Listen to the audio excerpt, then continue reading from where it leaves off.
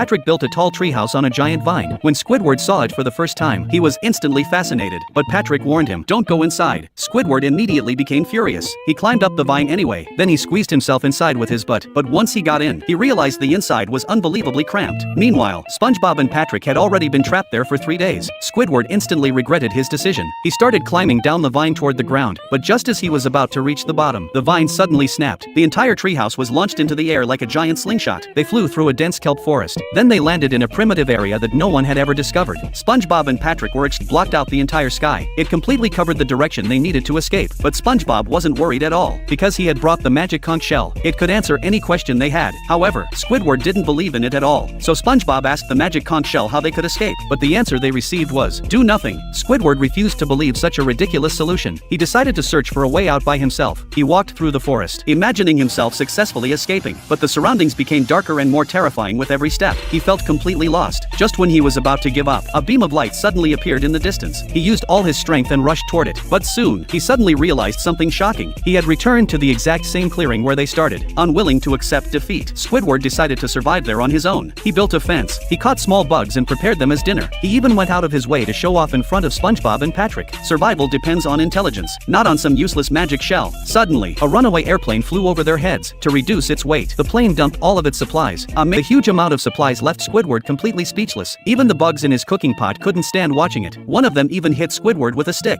Watching SpongeBob and Patrick happily devour the food, Squidward finally couldn't take it anymore. He begged them to share some food with him, but at that moment, Patrick had already finished the last sausage. In order to survive, Squidward had no choice but to agree to join their club. However, he was then told that before eating anything, he had to ask the magic conch shell for permission. So Squidward started asking if he could eat different kinds of food. But surprisingly, every single answer he got was no. However, when it was Patrick's turn to ask, the magic conch shell actually allowed him to eat his sandwich. Squidward completely lost control of his emotions. He grabbed the magic conch. No. Just as Squidward was about to break down, a patrol officer suddenly walked out. Squidward immediately fell to his knees. He begged the officer to take him away from this place, but unexpectedly, the officer was also a member of the Magic Conch Club. Then, the patrol officer asked the magic conch shell what they should do next, and once again, the answer was, "Do nothing." Everyone immediately cheered.